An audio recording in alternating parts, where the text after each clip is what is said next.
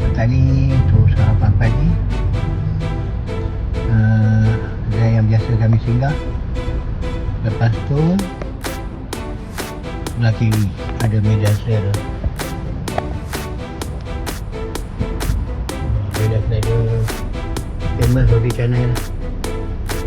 Nasi lemak. So selepas ini kami akan pergi ke border Tiga Hitam untuk bertipi-tipi bersama keluarga dan cucu. Assalamualaikum.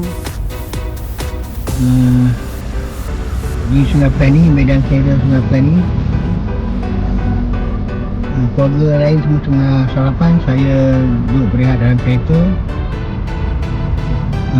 School of thought today. Kita adalah garam tetapi bukan gincu. Gincu itu berbagai warna, berbagai corak dan harganya mahal. Kelihatan cantik di bibir, hanya kelihatan cantik di bibir, tetapi bila terburis kita dapat lihatlah bahawa gincu itu hanya kelihatan cantik di bibir, tetapi ia terburis saja nampaklah bibir yang pucat. Ia hanya melindungi bibir yang pucat. Tapi kalau kita garam itu putih, bersih. Garam itu dalam pelbagai bentuk. Semua makhluk Allah memerlukan garam untuk hidup. Garam itu murah dan garam itu kekal, tidak seperti gincu. So sebagai seorang guru, hasil cikgu-cikgu muda, jangan jadi cikgu sahaja, jangan jadi guru sahaja, jadilah seperti garam dan bukan gincu. Harap anda semua faham, anda semua berilmu. Itulah analogi saya. Jadi garam, jangan jadi gincu. Assalamualaikum daripada Sungai Petani on the way to Hanya.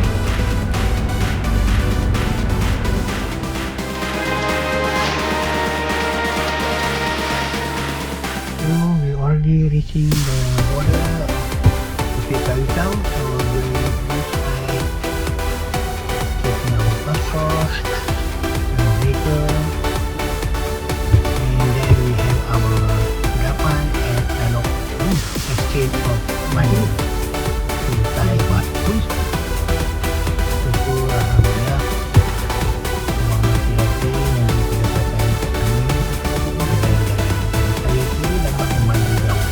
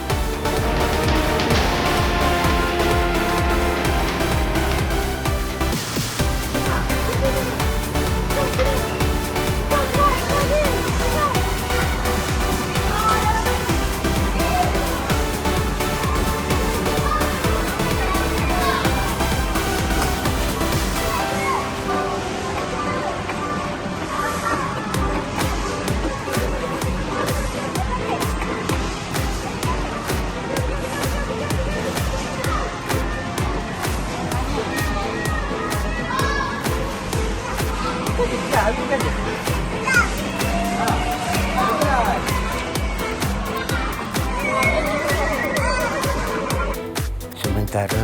mereka pergi shopping, saya pula mencuba berbagai jenis kopi.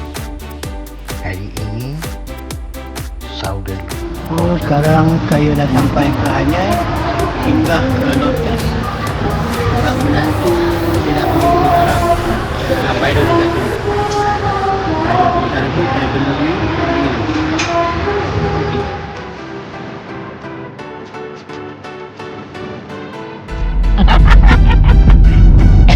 So now we are for Singapore. We going to massage and I going to relax myself. So now we explore different part of Anyai town. Bye.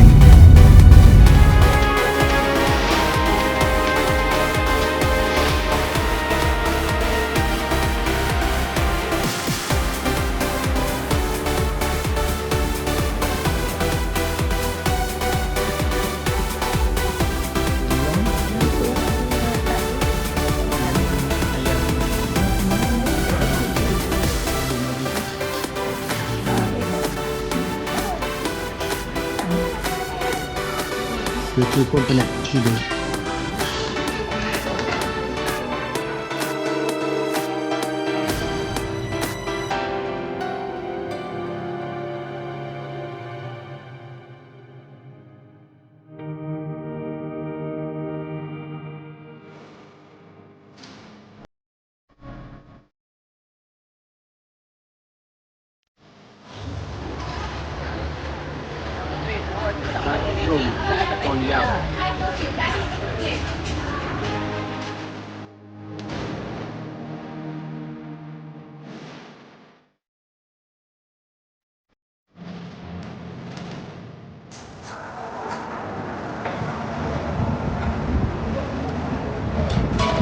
Bagi dulu apa?